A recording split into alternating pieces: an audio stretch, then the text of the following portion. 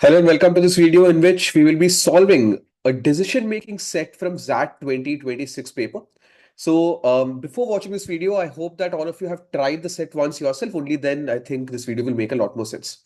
So this set, the comprehension that we had been given is about a fresher whose name is Abirami, and she has joined a B school and then she wants to join a group in order to take part in case study competitions. And it kind of makes it clear that people with work experience have got an added advantage if they want to take part and win case study competitions because they have a better sense of understanding of how businesses and corporations work.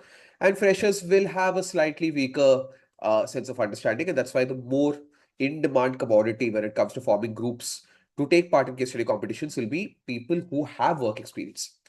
So based around this situation, considering Abirami is a fresher, there are three questions. So let's go through these questions one by one. Let's understand how to reason out the answers for each. So the first situation that we have been told here is that Abirami has to join a group and she's looking forward to join a group which has people who have got work experience because she wants, of course, to have a chance to win. She also wants to learn how people look at business cases when they have got work experience from the perspective of someone who has got work experience. So she reaches out to one such group which has members who have work experience. But these people who have work experience, who have already formed a kind of a half-baked group, they're unsure whether she can bring value to the case competitions. Consider that she's a fresher. That's why so it's written here the group members are not interested since she's a fresher and they're unsure whether she can bring any value to case competitions that involve understanding, recommending, and presenting solutions to organizational problems. So the skills that are required to excel in case-based competitions are understanding, recommending, and presenting solutions. Right. So these are the three things that are required. And understanding and recommending and presenting solutions will be better if people have work experience and they're apprehensive about Abirami's lack of work experience. That's the situation. Question is, which are the following reasons, if true, will best convince the group that Abirami will be a valuable member of the group for case competitions? So we are looking at an option which either addresses the fact that despite being a fresher, Abirami is not actually a fresher. She has got work experience credentials to her name, or something that vouches for Abirami having an understanding of recommending and presenting solutions. So keeping this in mind, if I look at the options, the first option that we should immediately eliminate is option E. E is definitely not the correct answer. Why? Because uh, E is kind of unethical that you are, like if the seniors are convinced by the fact that her father will be able to do some favors to their group because his company is the one which is visiting the campus for case study competitions, then that actually borderlines on ethicality. Plus, it is a very vague kind of an option that it does not actually talk about Abirami's qualities at all. And the question is about Abirami will be a good fit for the group or not. So E is completely irrelevant. E is kind of unethical. If at all people are convinced by it, then it questions their ethicality. And those kind of options are generally not the correct answers when it comes to decision-making questions.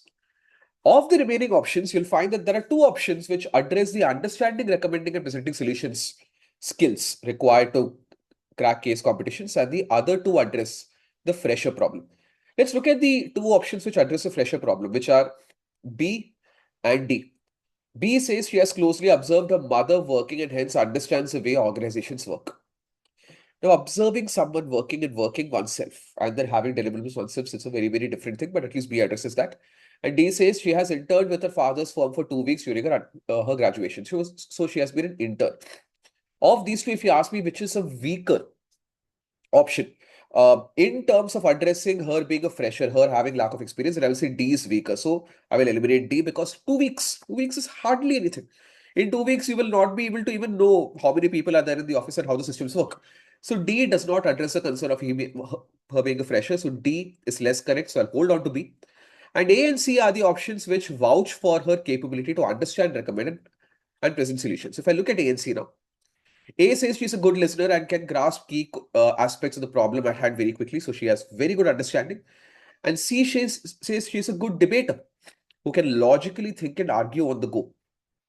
So if I compare A and C, A is a weaker option because A only addresses understanding. But C tells us that she's a good debater, which means she can logically think. She can logically decipher a situation and she can argue on the go, which means she can come up with her own recommendations and solutions as well.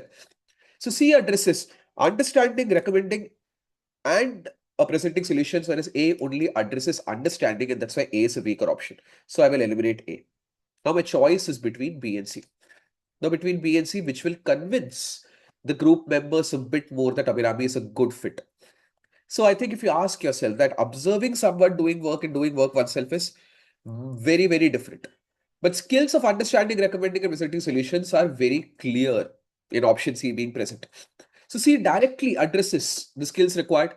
B indirectly somehow tries to compensate for the lack of work experience.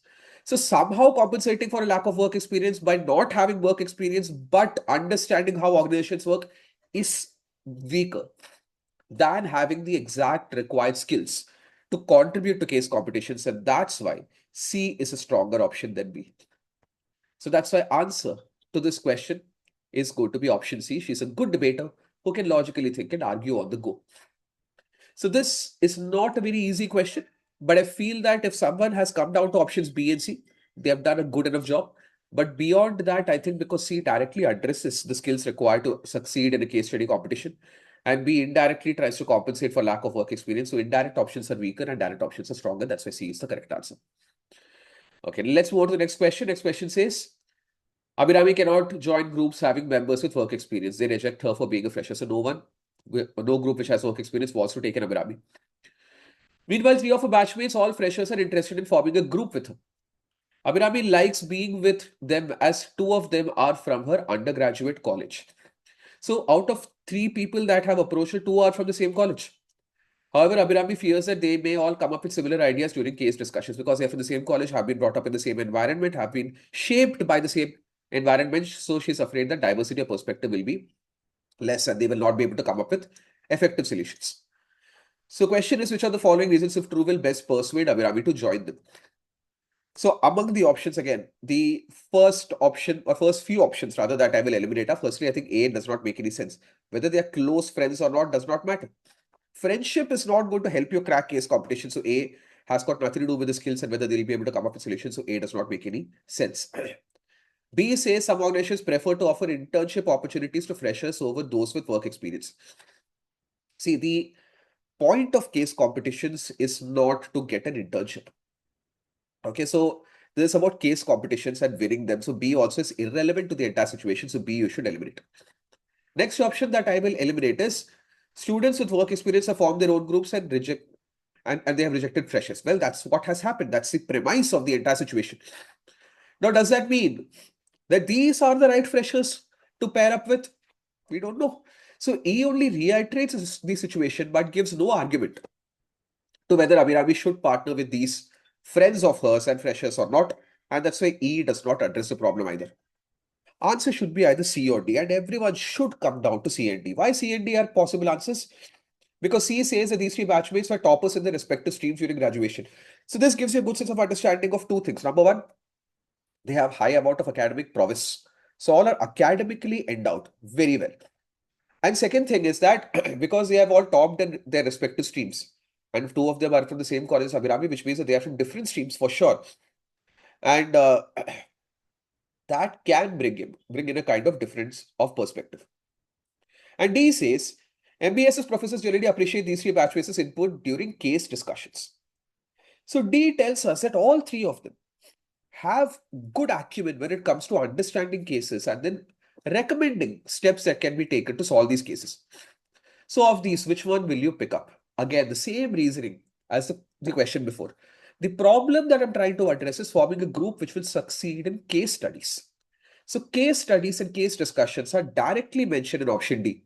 C only talks about academic prowess, and that's why C is weaker, D is stronger. So academic prowess directly translates into case discussion success or not, we don't know. But D tells us that they have good acumen when it comes to succeeding or coming up with good recommendations during case discussions. And that will tell Abirami that, yeah, that means that forming a group with them will not be a bad idea. Had it been a group to tackle academic assignments, maybe C would have made a bit more sense. But the root problem that we try to solve is forming groups to take part in case study competitions. And that's why D is the correct answer. And last question of this set says that Abirami eventually joins a group largely comprised of students with work experience. So she found a group in which Majority have work experience, and whenever competition calls are announced, the group meets to discuss the competition. But as competitions go by, Abirami observes that her views are hardly heard in meetings. Though the other group members make it a point to invite her to every meeting, since Abirami doesn't get acknowledged for her ideas in group discussions, she starts reflecting on what she has gained so far by being a part of the group. Which of the following piece of information will best convince Abirami that being in the group is beneficial to her? So, being in such a group which is not even considering her ideas while taking part, while coming up with responses for case studies, whether it's beneficial to her or not, that's what we have to understand. This, I think, is the easiest of the three questions of this particular set. I'll tell you why by looking at the wrong answers first. So, wrong answers are starting with option E. E says her only responsibility is to submit the final presentation to the company concerned after reviewing for language errors. So, if this is all that she's doing, she has to read the presentation and she has to look for grammatical errors. She's not gaining anything. Nothing is she gaining. Everyone else is working on the business cases, everyone else is learning, she's learning nothing. So E does not convince her at all. D says members of other groups shared with her that while her group worked together, their groups rarely met and worked in silos. This tells her that her group is being inviting. So she is at least being invited to these group discussions. So that is a positive. So maybe D I can hold on to. Let's look at C. C says a group has already been shortlisted for the final rounds of the 4 competitions they have participated in so far. This tells us that the group is doing well. But is she gaining anything from it? Does not tell us that, and that's why C is not the correct answer. She's not getting anything from it directly. And A says she can focus on her academics and still reap benefits from the group's success, if any. Now, this means that she is just piggyback riding on whatever the group is doing, and that is unethical. That means that she is not directly contributing anything and she's just gaining out of whatever others are doing. And that's a very bad thing to happen. And that's why A borders on unethicality and A cannot be the answer. But B, look at B. B says group meetings that she has attended so far have taught her a lot about how organizations work. She has learned a lot. That is a direct consequence of this being a part of this group and direct consequences of learning. That's why B is of course more correct than D, because D only tells us that other groups are working in silos, but at least bare minimum she's being invited to the group meetings. So that's very bare minimum. We don't know whether she's gaining anything from the meetings or not. That's why clearly B is the correct answer. Thank you.